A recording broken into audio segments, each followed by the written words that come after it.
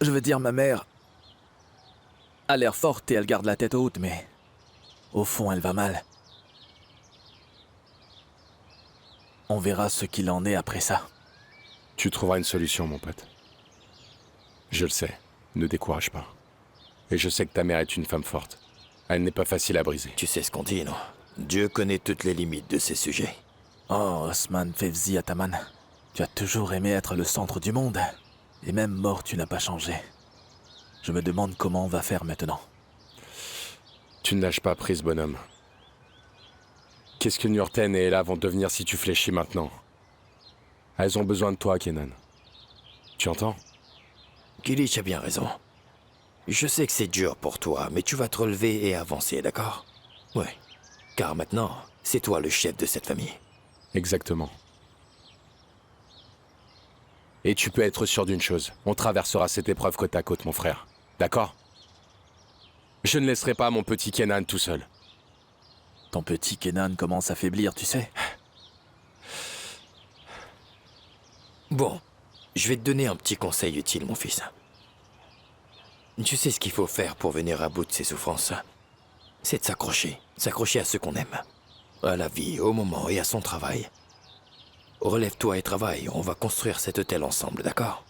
Ah, après ce qui s'est passé, je ne pense pas que l'hôtel soit la priorité. Je ne pense pas que Kenan ait la tête à ça. Ce n'est pas le bon moment pour parler de ces choses-là. J'ai la tête complètement ailleurs. Je vais faire un tour, prendre un peu l'air. Excusez-moi.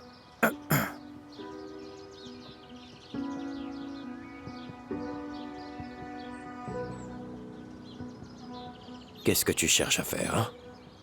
Hein? Est-ce qu'au moins tu te rends compte de toute l'énergie qu'on a mis dans cet hôtel-là? J'ai travaillé si dur pour convaincre les investisseurs de la fiabilité de ce projet, d'ailleurs. Et maintenant, toi, tu dis que ce n'est pas la priorité. Pour ce qui est des pertes, nous y ferons face d'une manière ou d'une autre. Je ne peux pas ignorer les derniers mots du défunt. Il faut que tu le comprennes.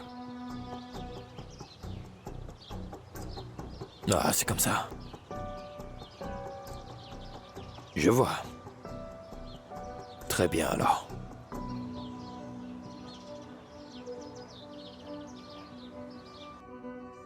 Écoute, Nurten. Toute la ville voulait venir, mais je leur ai dit pas maintenant. Je ne t'ai pas parlé. Je leur ai dit qu'ils pouvaient venir après les funérailles s'ils le souhaitaient, mais pas maintenant. Oui, c'est normal. Et si jamais quelqu'un venait quand même maintenant, nous le renverrons gentiment. Bonne décision, madame. Sinon, ils seraient tous Non, venus. non, non, on n'a pas besoin de ça pour le moment. Vous avez absolument raison. Je commençais justement à m'inquiéter. À t'inquiéter pourquoi? Tu sais, les gens aiment parler, là. Ils adorent ça. Ils viendront et débiteront toutes sortes de bêtises.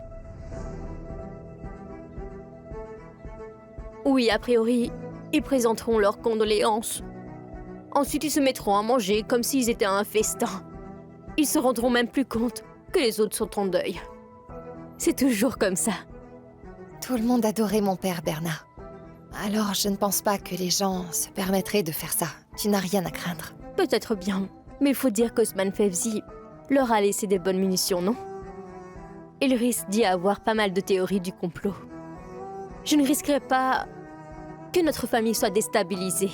Franchement, on devrait faire notre deuil et garder nos petits secrets pour nous. Tais-toi, Bernard, ça suffit comme ça. Bon maman! sang, mais levez-vous pour Mais l'amour du qu'est-ce que tu as ciel. fait, maman? Surtout, ne marchez pas dedans, il faut qu'on... Oh, attends.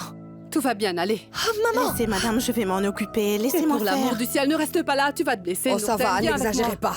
Ne la laisse pas toute seule, va avec elle. Maman, attends. Allez-y. Oh, attends. Allez-y, ne vous en faites pas, on s'en occupe. Tout va bien aller. Je ne voulais blesser personne. Elle souffre le martyre. Tu devrais le comprendre, non? On souffre nous aussi, ce n'est pas une raison.